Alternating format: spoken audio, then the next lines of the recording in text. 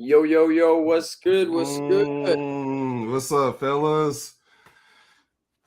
What's Well, going on, bro? What's up? we got a really good edition of the House Divided podcast. And I'll set this up with a little story. Remember, like it was yesterday, I was 12 years old. My little brother is 7. And I used to just terrorize this guy all the time. Right. And I'm sitting on the couch one day and I'm kicking him. I kicked him in the stomach. My mom and dad weren't home. And I'm just messing with him. He starts crying. And out of nowhere, bro, the dude comes out and just slaps the ever living crap out of me, slaps the shit out of me, and runs out the house just in time when my dad pulls up and I couldn't get his ass back. And that story hits home because, ladies and gentlemen, welcome to the House Divided podcast. The OSU Cowboys just slapped Big Brother in the face, and there's nothing they can do about it to get back next year. I'm Corey Hilliard, my man Brandon Hill, as always. And we have a very special guest, Trace Lynn, member of the 2018 Booker T. Washington State Champions, the last team to beat Bixby in the playoffs, I believe. And he was a part of the OU staff last year as a graduate assistant. So he's going to come on and talk some Bedlam with us.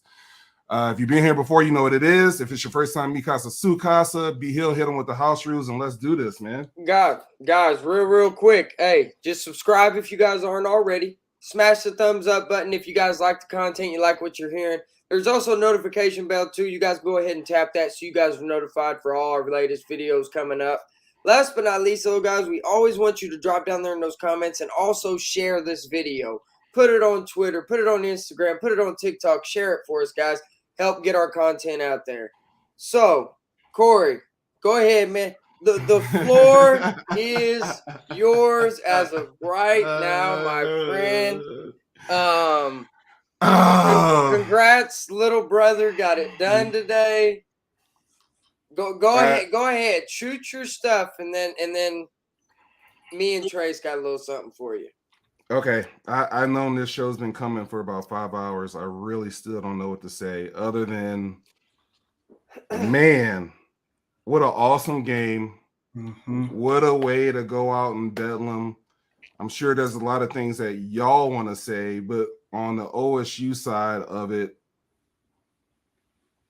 it's just, I can't explain it, man. I played in 4 of them, okay?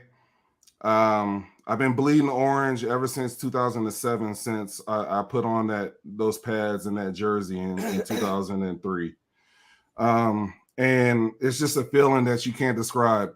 The new record right now is 92-20 and however many ties there is, right? Mm-hmm. And the fact that we got to do it at home, the crowd was unbelievable. And it was a back and forth game. And what I can appreciate about it being a back and forth game as opposite to, if you remember in 2011, that was a 44-10 win for the Cowboys. It clinched the Big 12. That's cool. It's cool to beat the crap out of somebody, especially your rival. But this game, for the most part, looked like it was not going to go the Cowboys' way, especially in the second half. And I'm sitting there, Ollie Gordon, 2 straight 4th downs inside the OU 40-yard line. He loses yards on both of them. And at that point, after the second time we went for it on 4th down and we lost yards, I about lost my mind. I was like, we're going to lose this game, man. And I was like, it's the same old crap. It's the same old shit I've been watching since 2003, since I signed that letter of intent to go to Oklahoma State. And I just, man, for the life of me, I just thought, man, we're going to lose. This is how it always ends. We have a good team. We have a team we think that go toe-to-toe with OU, and we just drop the ball, and those guys always come out, and they just beat us at the end, except for this damn time. And I don't know who to give the credit to. I'm still reeling over it. Bowman, obviously, OU was hell-bent on stopping Ollie Gordon. And so Bowman, I thought, had a great game. Number 10, the receiver for Oklahoma State. Holy crap, where did he come from? Right? So he balled out. I thought Brennan Presley had some big plays. And then defensively, and I'll let you guys touch on what happened on the offensive side of the ball for OU. but the 3 turnovers for the Cowboys were huge. And just like in 2021, you guys had a 2-point lead. I believe it was 33-31 with about 7 minutes left. We were punting y'all the ball, and I think the running back Gary, I can't remember his name. Eric Gray. Yep. Muffed that ball on the 5-yard line, and we got it back and took the lead. And the same kind of thing happened where you guys snapped the ball out of nowhere, hit somebody in the chest, and we get on the ball and we take a 6-point lead. And I think from there, it was just all good. I still really don't know what to say. I sound unprepared. I am unprepared. I'm in shock. I didn't think we were going to win this game.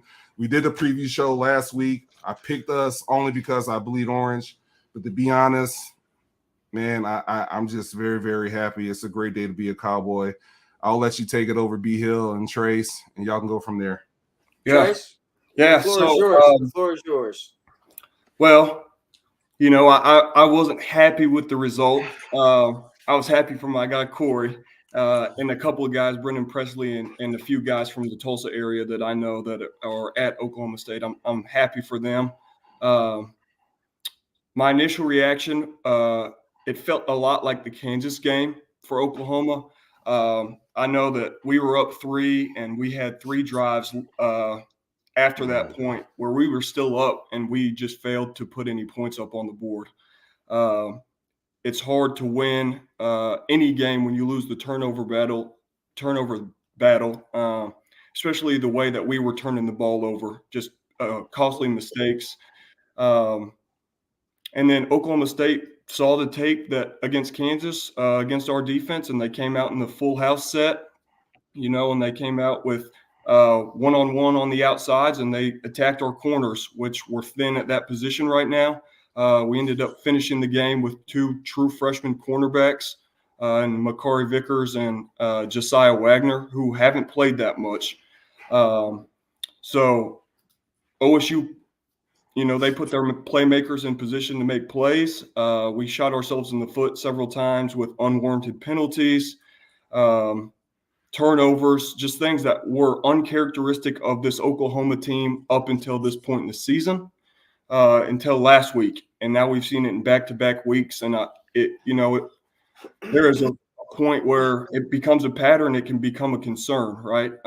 Even if you go back 2 weeks ago against UCF, it comes down to a 2-point conversion.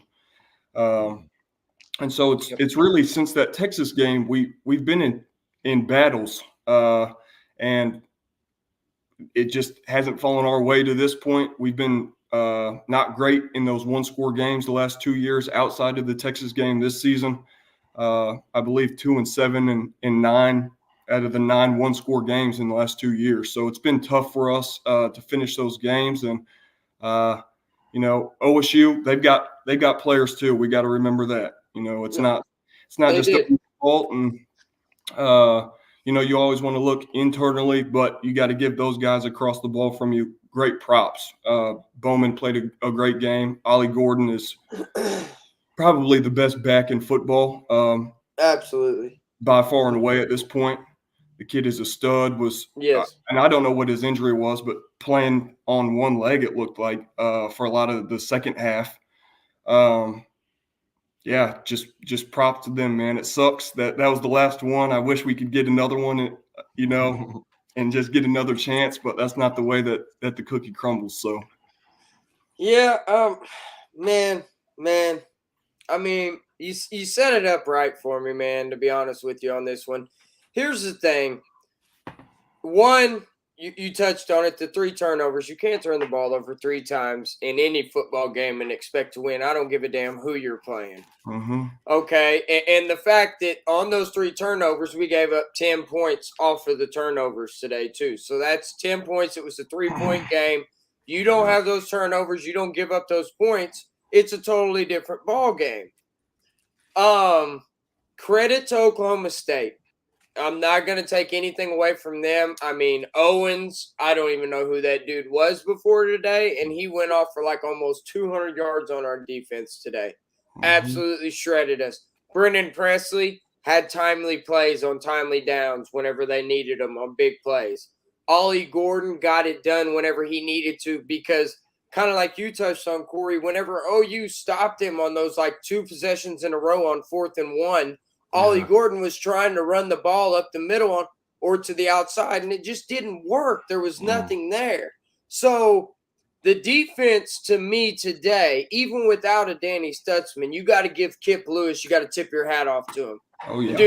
The dude played a hell of a game today, considering the circumstances. I mean, imagine if you're that cat, you're taking Danny Stutzman's position. Played absolutely phenomenal today. Our corners, to me, played weak as hell. I don't know what it was today with this like off-ball coverage that we were playing the whole game. Sometimes you just need to get up in receivers' faces and kind of take them off of their game. We did none of that today. Okay, so all of these things that I just said that were wrong, right? We lost the damn game by 3 points. Mm-hmm. And I do want to say this. I'm not going to blame the refs. The refs are not to blame in this game. But damn it, on that last call and that one on Drake Stoops, you got to give that to us. Come on, man. Yeah, that's all I'm saying. They make that call, that changes the whole entire complexion of this football game, and I don't care what nobody else has to say about it.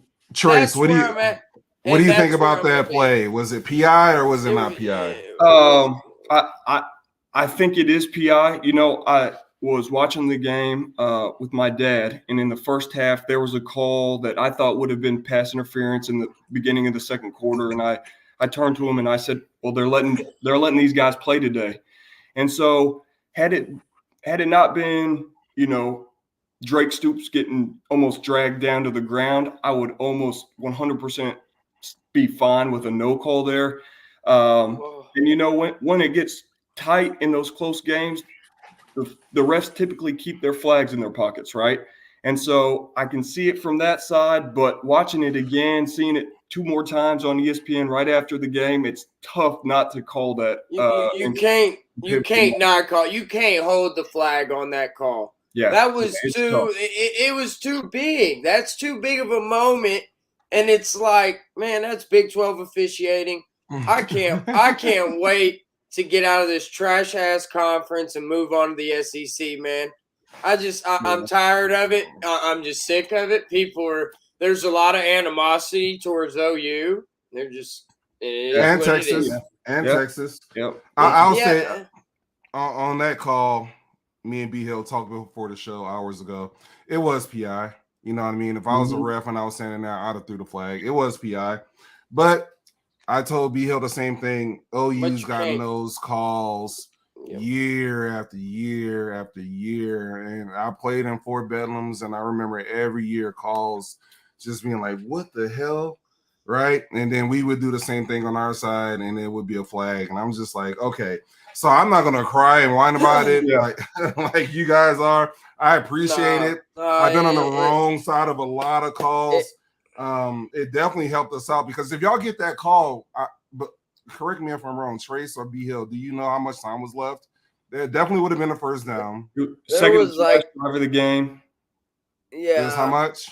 I want to say there was like 3 minutes and something, maybe 4 minutes. Wow, and that'll change a lot of things. That's what I'm saying, because you call that pass interference. The foul occurred in the end zone, so the ball gets placed at the 2-yard line. Mm-hmm. Right. I think we can all safely say that Oklahoma would have scored if they would have put the ball at the 2-yard line.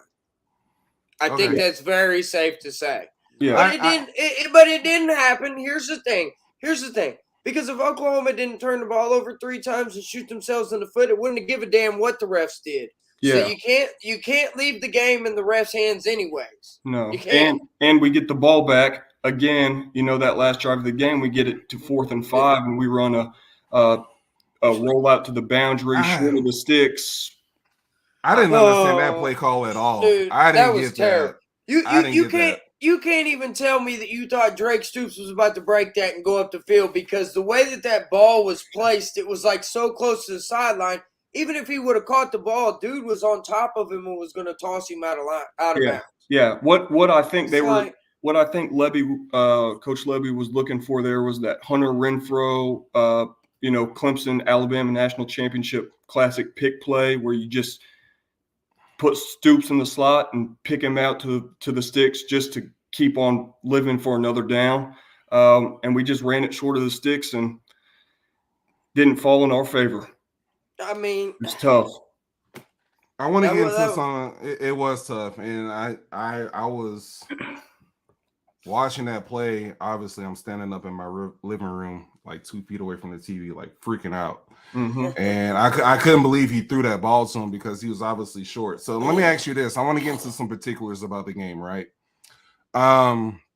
Obviously there's blame and whose fault, and us as podcast guys and media alike will kind of get into, well, who's to blame or what went wrong. Outside of the officiating, is there one thing you can pinpoint on either side of the ball? And before I give it over to you guys, I thought that your defense had done enough. Yes. And I thought offensively, you guys being a top 10 offense in the nation, I mean, if you look at it, Oklahoma State had given up 30 points. I'm trying to put up, I want to pull this up just to make this point hit home. Why I think your offensively, why you guys dropped the ball and why it might have been that you guys lost. I'm looking at, I can't find the last common opponents, but I know it off the top of my head. So I'll say this. We gave up 32 to Kansas, the Oklahoma State defense. 21 to K-State, gave up 34 to Iowa State, gave up 34 to West Virginia. To me, with you guys being a top 10 offense, I thought that you guys were, my prediction was 41-38. I thought you guys would score well over 30 points. Who's to blame, I guess, is what I'm asking you. Who wants to go first? Dylan Gabriel. He's not that. Dylan Gabriel is not that dude. I'm going to say it. I mean, I'm going to stand on it. The dude cannot, like, the deep balls, they weren't there. There was some questionable calls on deep balls today, too. They were letting them play as long as they were wearing, orange and black jerseys. If they were wearing crimson and cream jerseys, they didn't really let us play as much. You know what I mean? God forbid we touched an OSU player. I mean, hey. But to blame, to me, is Dylan Gabriel and Jeff Levy. You got to be better in these kind of moments. Dylan Gabriel, a Heisman Trophy candidate at the beginning of the season. You went out there, you beat Texas. You've done absolutely nothing but just basically stink up the joint since you played Texas. Let's just call it what it is and be honest. He has not played his best football. So, and Jeff Levy has not called the best of games. That last play on that 4th and 5, you got to be kidding me. That was the play call? That was just, I don't know, man. Jeff Levy and Dylan Gabriel, that's my blame. Yeah. Giving it to 2. Yeah. I think, guys, it's tough to put blame on one particular person.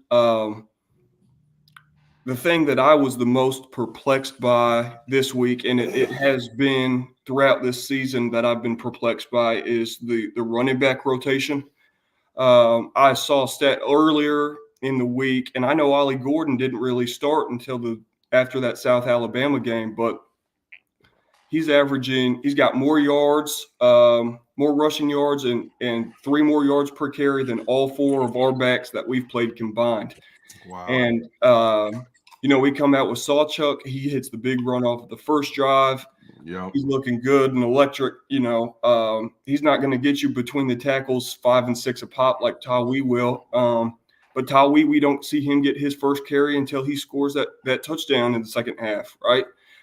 We don't see any of Marcus Major, and it may be an injury. I don't know. I haven't heard, but Javante Barnes gets in, and first play he's in, direct snap off of him. I don't know if it was supposed to be to Barnes or to Gabriel, but it looked like it was direct snap to Barnes with a reverse action, and we end up snapping it and trying to hand it back to DG. And that was terrible.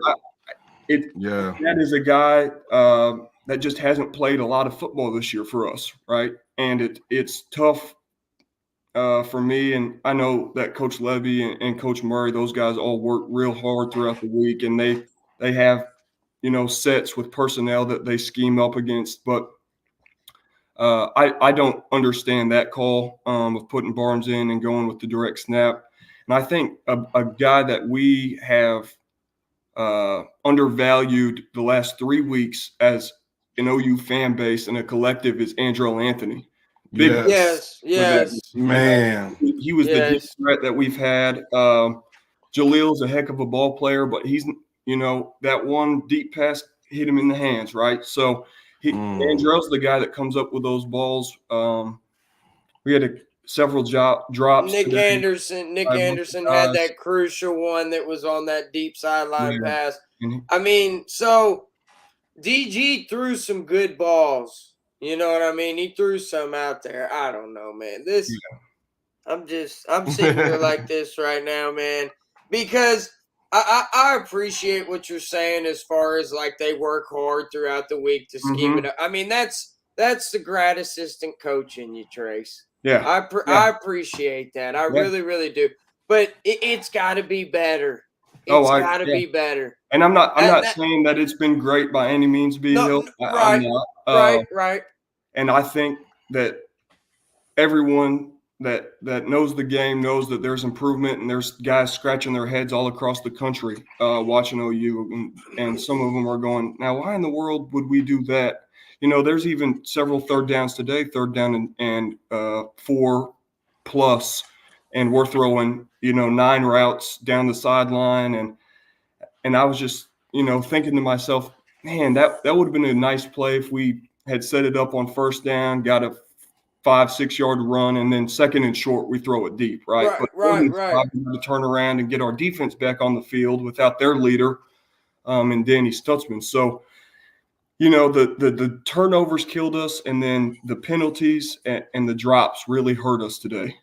Yeah, they did. I would say there's some fool's gold there too, which I'd have bit at it, because honestly, OSU, we were starting 3 freshmen in the back end of our defense. Mm-hmm. And if you watch the Kansas game, the quarterback from West Virginia, I mean, we got torched on both of those games. And that was just 2 and 3 weeks ago that we got absolutely torched. So it's if you're an OU coach and you're putting on the film and you're watching, usually teams break down the last 4 when they play somebody, right? And so you take the last 4 games of what OSU have done, and you look at the Kansas game and you look at the West Virginia game, and you see these corners just getting burnt. I would have taken shots too. You know what I mean? And there was 2 critical drops. They were there. I think OSU played the deep ball better than they have. But we all admit that one was a penalty on Stoops. And there were 2 crucial drops. Those drops are crucial because they ended drives. Right. And another thing is, and I'm searching for answers, because as an OSU fan, it's hard to believe, when you beat OU, you're like, what the hell happened? Right. So it's 92, 20, and 7, bro. Like this doesn't happen very often. And so right off the bat, time of possession, guys. Yeah. 22 to 37. Yeah. Right, the turnovers. Y'all ate the clock up and held the ball with Ollie Gordon. Yes, and shout out to Alan Bowman, man. I didn't see that in him. He played good, and because what did I tell you, Corey, before the game? What did I tell you? I said I was worried about Ollie Gordon being able to just absolutely torch our defense, which he had a good game. If you look at the stat box, you're like, oh man, Ollie Gordon went off. He had to work for that today, though. OU made him work. He had a couple of plays to where he kind of broke it off, but OU made him work overall. They made him work hard. Yeah. But Ollie Gordon's a hell of a running back. I'm never going to take that away from him. But, man, you just man. Look at that. You sit there and you look at the box score too, Corey. It was 21-17 going into the fourth quarter, right? Yeah. Yeah. And they I believe outscored us 10-3 in the fourth quarter. And that's with the 2 4th down stops. That's winning. Yep. That's winning time. That's winning time. They made the plays. We didn't. Yeah. And, earlier I mentioned that this game was similar to me from last week. It was similar to the Kansas game. When we got those 3 possessions, we took the we took the gas off almost, where we just decided to try to run the clock out, only up 4 points at that 4 point, points. right? Yeah. It's not a safe lead by any means, as we see here. The final score, we end up losing by 3, but we're up 4, and we get back-to-back drives, and we go ultra conservative. And I think we saw it in the Texas game this year. Dillon Gabriel, when you put the ball in his hand, the guy will make plays, right? When we go conservative, that's when things, and that's been back since Coach Riley was here, even in the 20s, the Rose Bowl against Georgia, when we went conservative in the second half and decided to run it out, and they come back and beat us in overtime. It's just, you get so conservative, thinking your defense will hold you over. And in this day and age in college football, it's inclined to score more points, right? So if you count on your defense enough times, bend but don't break, you're bound to break eventually. It's got to, man. It's bound to. And hey, man, like I said, look, right there, stop. Look at what Rashad Owens and Brandon Presley did to our defense. Mm-hmm. Yeah. And then you look on the other side, and we had Drake Stoops, Jalil Farouk, Nick Anderson. Dude, fellas, it was the turnovers. Yep. Oklahoma turned the ball over 3 times. You can't have it. That's not bad stats. That's a good stats by Stoops, Farouk, and Anderson. I think Trace hit it on the head. You guys start getting aggressive, like, you know what I mean? If you go back and look at Gabriel, 344, right? You guys got the ball back twice with a 4-point lead. Air it out, man. Look at your receivers are doing to the Oklahoma State defense. Yeah. Look at what they were doing. I want to see more of Brennan Thompson too. Yeah, dude, they've done nothing but talk about how this dude has elite track speed, and you throw him one pass and he catches it, and then there's nothing else the rest of the game. And he's been injured, I know, and we've seen him. He's got 4 catches now on the year, but I'd like to see them open that up too, especially with Anthony down. Like I said earlier, he's that deep threat we had all year until he got hurt. I'd like to see Thompson go ahead and just put him down on that sideline and let him run past some guys. Are we at the point now? Let's just be real. We're 7-2. Mm-hmm. We're not going to go to a college football playoff, right? Right. No Big team 12, has Big, ever Big gone 12. with losses. Big 12 title game, we need some things to happen to fall our way to be able to make it. Right. Do you not start playing Jackson Arnold a little bit more and get him ready for next season? I have seen that. I mean, is that a crazy take? Let's just be real. And I don't know where he, they had those quarterback packages for him in non-conference, right, where they'd bring him in and run him, or they threw it. He got in against TU at the end of the game and looked good. I don't know if it would hurt us at this point just to get him ready. If we know what do we got to lose? The guy going to the SEC next year, being around Coach V as much as I was, number one word is loyal to him. Right. And if you scratch his back, he'll scratch yours, no matter what. There's no questions asked for the rest of your life, right? And so, with as much as DG has put on the line, I don't know that it'll happen, B Hill, but I wouldn't mind seeing Jackson Arnold play 4 or 5 drives a game. That's what I'm saying.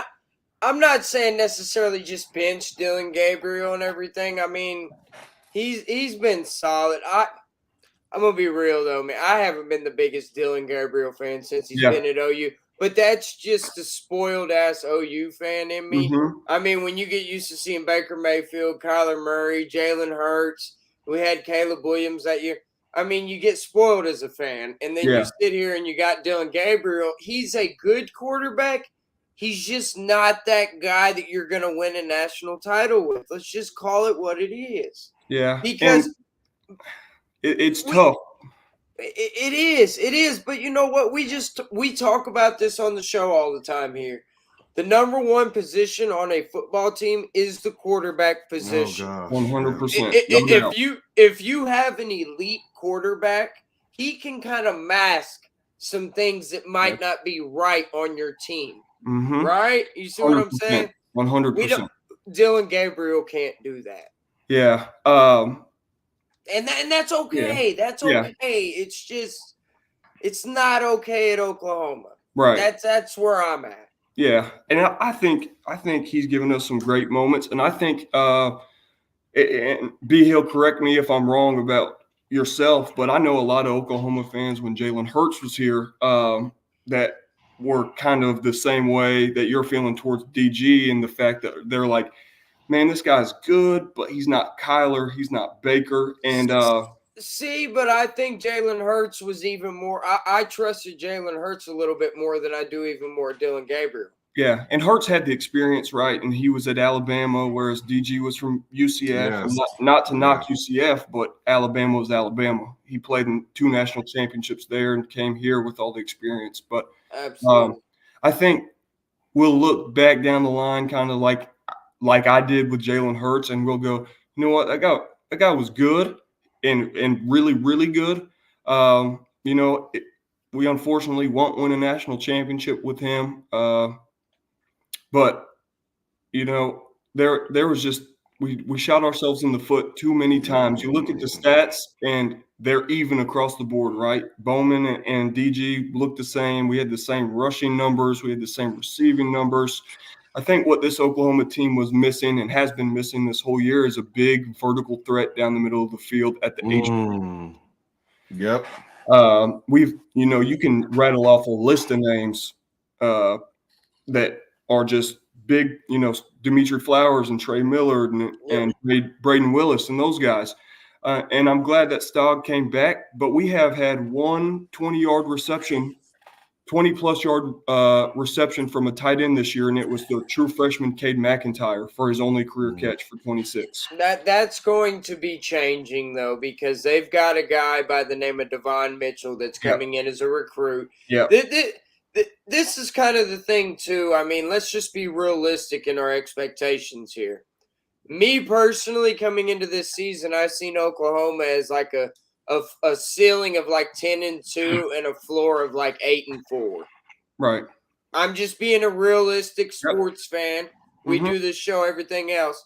I think that the talent, though, that's coming in, I think that it's going to get better. Yeah. You can't expect a team to go from 6-7. This team's still learning how to win football games. Yes, they really are. They really are.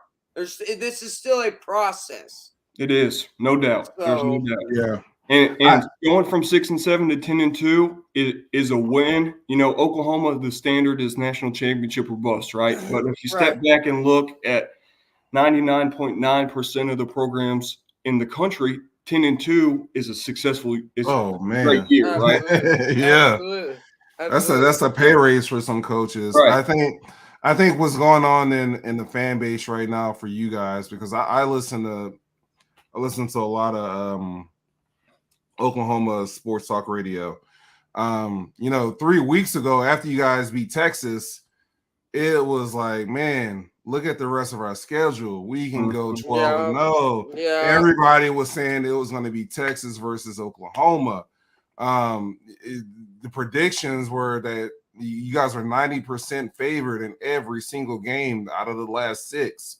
And I bought some of that wine. I drank some of that. I was like, there's no way they lose. I was totally expecting Texas and OU and Arlington for the Big 12 championship. And I think after the Texas game, somewhere along the line, something happened. I don't know what it was. I think you guys missed Stutzman today. But even going back to UCF, it wasn't that team that took the field against UCF was not the same team that played against Texas. I don't know how much better Stutzman could have played than Kip Lewis today, though. Kip Lewis played a hell of a football game. Well, Trace, didn't you tell me that Kip? You're the one that told me that Kip was better than Stutz. It's just that he's not. Yeah, Kip is just, he's 211 pounds playing will linebacker. He's going to get bigger. But he had 16 tackles today. He flew around the field. Anytime he's played so far this year, the limited playing time that he's gotten, the dude's been around the ball. And it's you turn on the tape and you see number 10 on the field and number 10's around the ball. That's just the way he's been this whole year. With Stutz being out, he's like the headliner. He's the boss, if you will, of this defense, where he's the one that everyone turns to and knows. And his leadership, getting guys lined up right, keeping guys composed. We did miss it a little bit today, and we would have loved to have Danny, but I don't think that his absence is enough for us to say that's the reason we lost, right? Right. No, yeah, absolutely. Because I just don't know how much better he could have played. This one it's just a tough one to swallow. And I mean, you look at the remaining schedule. What do we got? We got West Virginia, we got BYU, and we got TCU. Yeah, I'll go back. Yeah. So, I mean, the fan in me wants to say that we're going to win all three of those games, but after the last couple of weeks, I don't know.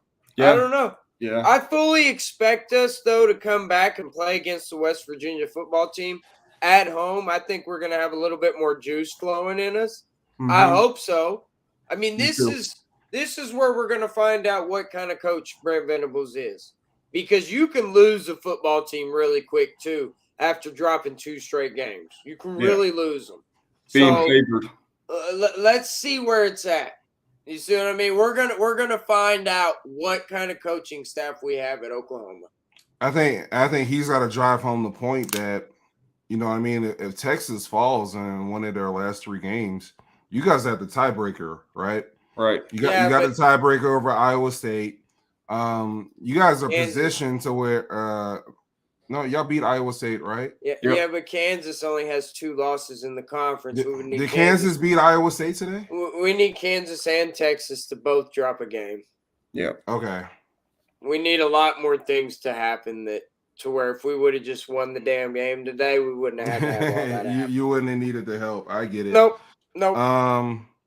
But yeah, man, I swear, bro, if you'd have told me number one that OSU was on a win Bedlam and win 4 games in a row before that 6 weeks ago. Yeah.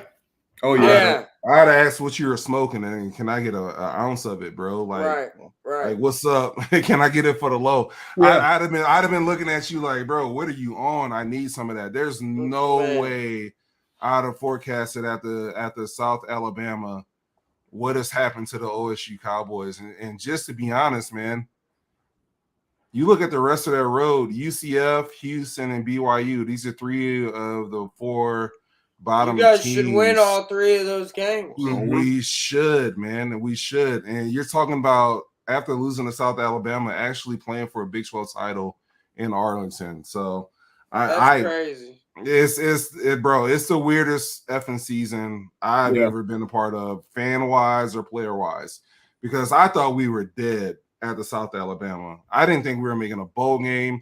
I didn't think we'd win more than 2 Big 12 games. I just didn't see it. I didn't see it. I'm happy for you, my guy. I appreciate it, man. I try to stay humble about it. I know we're little brother, and I don't. Hey, a lot of what Gundy was doing earlier just doesn't make sense. The 3 quarterbacks not starting Ollie Gordon. Yeah, just flip that shit. To just flip it. I'm trying to. God damn it. To just flip it after the Iowa State game. It really started Iowa State, right? And to just flip that whole script and to beat Kansas State, who's in the top 25. Yep. Beat Kansas, who's in the top 25. To beat a West Virginia team who was pretty solid at that point.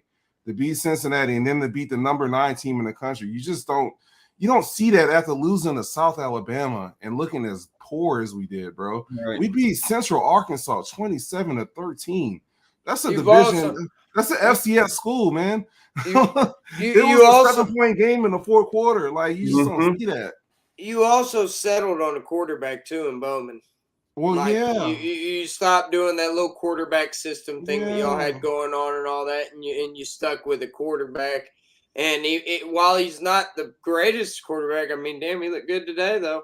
Yeah, and experience speaks volumes in college football at that level, and he's got the most. And you know that guy's played in so many games that. Yeah, he played against Kyler. Right. At Texas Tech. Right. And he put up 46 points on our defense that year. I think Oklahoma won that game like 51-46 or something like that. Yep. That was you know, a guy that you could throw any defense at him at this point in college football, and he's seen it, right? And so that experience helps, especially when you're not rotating him with guys at the quarterback position where it's so important to have consistency. You know, we dared him to sling it, and he did. You know, he did. He did. Hats off to Alan Bowman, man. Me and B Hill talked about that. That was going to be a key factor. Look, that defensive front from OU was the best thing that OSU was going to see all year by far. And we didn't even get a sack, my guy. Yeah, but you shut down the run, man. You held a guy that's been averaging 190 to 120. I mean, I wouldn't say we shut it down. For the most part, that dude's been going nuts on people, B. He's been going nuts on people. He had more rushing yards the 2 games prior to this Bedlam game than Adrian Peterson had in any three-game stretch in his career at OU, which is just wild to me to think that, you know. He was getting compared. Those two at all, but. No, absolutely. They were comparing Ollie Gordon, or they were talking to him in the same breath as Barry Sanders. Yeah, on some of the things that he was doing. Because he was the only one that did anything close to what Barry had done. No other running back in the school history had run for 250 plus in consecutive games. Yeah, that's insane to average. He was averaging like 287 scrimmage yards the last 2 games. And Chuba Hubbard just ran for like 2,000 yards. I want to say 2019 or 2018. Yeah, I mean, try running for 2,000 yards in a 12-game season and not put up back-to-back 250-yard games. Yeah, that's almost impossible to do. Exactly, right? So this is what Texas has left before we close this out, man. You guys are going to need some help. You got a little bit of help today because Iowa State did have one loss in the conference. Kansas beat Iowa State today 28-21. So right now, you guys need some help from Texas. TCU, they're at Iowa State, and then they got Texas Tech. You guys got to win out, and then you need them to lose one of these 3. Is it possible? What do y'all think? No. I don't think they're going to lose. No. I think after what I saw today from Texas and what I saw from Texas against Houston, I'm not going to knock it out of the realm of possibility. You know, if Rick for Iowa State quarterback puts together a good game, they may be able to play with Texas. I think TCU, I don't see them winning that game, but I think that Iowa State game is something that we need to watch for, especially up in Ames. We all know how Ames is. It's a flat, it's just plains. And that is a weird place. It's hard to get up for a game out in the middle of a cornfield. So I would watch out for that Iowa State game. If I had to pick one of those 3. I would agree. I don't know if it'll happen. You know, obviously. Yeah. That's where I'm at. That's where I'm at. Me and B Hill talked about it on the show before. There's 2 places in the Big 12 that are like the Twilight Zone. One is Lawrence, Kansas, and one is Ames, Iowa, man. Those 2 places for any opposing team is just like where are we at and what's happening. Everyone's dreams have been crushed in one of those 2 places. and their fans go hard no matter who the opponent is. Yeah. Man. Before we close it out, we got some scores. If y'all want to look at some scores real quick, look at Clemson beating Notre Dame, right? Yeah. It's a good one. Good one today by Clemson. Dabo had his beef with the dude on the radio this week. And responded. His team backed them up. They beat number 15 Clemson. Yeah, no Will Shipley, that freshman running back. I think. Oh, really? He had about 186 yards rushing today. Really? Yeah, name to watch for in the future. Really? Wow. Yes, now, he went off. No Will Shipley. He was concussed, and they went out there and just ran the rock. Wow. Damn. Georgia beating Missouri today, Yeah. handling their business when they needed to. 30-21. And that's Respect to without Georgia for keeping it that close. by the without way. Brock Bowers. Without Brock Bowers. You mean Missouri? Yeah, I'm saying I meant Missouri. Yeah, shout out to Yeah. Missouri for keeping it that close. Luther Burden, man, that's another Oh. receiver that Oh, my I gosh. wish we'd have got that dude. That dude's freaking A he's freak. He is a very freak. good. Yeah. Yes. It's very good. Yeah. Then that Florida Florida State game was State. Florida pretty cool for a State. while. It was 7-7 at half, I think, or 10-7 at half. Yep. Yeah, they had a little bit of a scare and ended up, experience yet again at the quarterback position with Jordan Travis. Man, they're rolling right now. Yeah, I don't see them losing another game. I know there's a lot of football left, but I don't see them losing. Penn State, Maryland. Penn State handle business. Louisville's going to give Florida State a challenge. I don't think they'll beat them, but Louisville's definitely going to give them a challenge. Yeah, that's going to be it. Go ahead, tough. Trace. Yeah, that Louisville defense has given up 6 points in the last 2 games, and I know it's some of the bottom teams in the ACC, but it's hard to do against anybody at that level. Yep, absolutely. There's Tulane sitting there at 8-1 again. Hey. Tulane just keeps Oregon beating the difference between Oregon and USC, bro. It's what's up with that USC game? I'm gonna go back to the top in a minute. Washington beat USC 52-42. There you go. D-Hill, our day gets a little bit better, buddy. That works. I'm good with that one. I'm good with it. So, it's okay. I'll leave it at that. Oh man, Bama. 42-20. Jalen Daniels got hurt. He got concussed right before we got on here. Are you serious? Yeah, wow. He took a big hit from Dallas Turner. I didn't see if he came back in the game or not, but it could be a big loss for LSU if they end up. That hurts. Yeah, that hurts. He's been taking big hits all year, man. I mean, shout out to Alabama though, man. I mean, because everybody thought there at the beginning of the season when they lost to Texas, Alabama's just going to fall off the face of the league, right? They didn't think Jalen Milroe was good, myself included. I didn't think this was a good Alabama team. This is an Alabama team that's going to be facing against Georgia in the SEC championship game with everything on the line. Yep. Now that brings up a good point. Let's say Bama is a 1 loss against Georgia. Undefeated in the SEC championship. Bama beats Georgia. They're both 1 loss. They're both getting in. They're both getting in. Yeah. They're both getting in. Over a 1 loss Pac-12 champ or 1 loss Big Ten champ, they get in. I would. Yeah, that's the SEC. Yeah. And you're not gonna hold the 2-time defending champs out. It's just not going to. It's not. But here's the thing. It would have to be a close loss. If it was a blowout by Bama, then I think Georgia would be out. And I think they would put like a Pac-12 champion in. But here's the thing. It's only if the Pac-12 champion is Washington because they're the only one that's going to be undefeated. So if Washington could run the table and be undefeated, then I would say no to that. I think that Georgia would drop out and Bama would be in. Yeah. I think I jumped the gun. I think I jumped the gun on saying both will be in. Let's theoretically look at this. Ohio State, and let's say Michigan beats Penn State. One of those is getting in, right? Yeah. Whichever one presumably wins out. The winner's getting in. Okay. Florida State, I would say, is going to get in if they run the table and win the ACC. Yeah. Okay. That's 2 right there. And so I think we're going back to what B. Hill just said. I kind of missed what she said.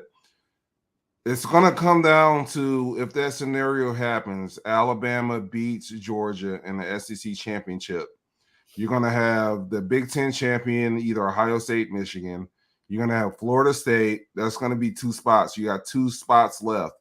Do you give it to Georgia and Alabama, or do you give it to Washington? Say Washington runs the table and they win the whole thing outright, undefeated. Do you put them in, and do you leave a Georgia out? I think if there's undefeated, you put the undefeated champion in. Yeah. Yep. That's why I say that Washington's that wild card there. Now, if Washington loses before they get to the Pac, which I don't think that they do, because I think that USC was their last tough game on the schedule until the Pac-12 championship game. So I guess they could. Does Oregon have a argument if they run the rest of their table and they revenge their loss against Washington? For sure. Even if Alabama beats Georgia, right? Then you get into SEC versus Pac-12, and you probably lean towards the SEC with history. You know what, though? Overall, as a conference this year, the Pac-12 has actually been a little bit better than the SEC. Yeah, as a whole, top to bottom, I agree. Yeah, now, granted, whenever you have Georgia and you have Alabama at the top of your conference, you're doing all right. Yeah, but I agree. You know, you go look at the top 25, and there's 5 or 6 teams every week in the Pac-12, and they're just kind of hanging around. You know, you got Oregon State and Utah and USC and UCLA, Utah, Oregon State. I mean, Oregon, Washington, and Oregon, and that's all within the top 20, right? So they may give some consideration just for in terms of strength of schedule. But you know what I think? What may happen, and it could be the most interesting scenario here, is if Michigan ends up beating Ohio State and then NCAA penalizes them. And they're out. So then what happens? You know, I think that could. I think they're going to wait.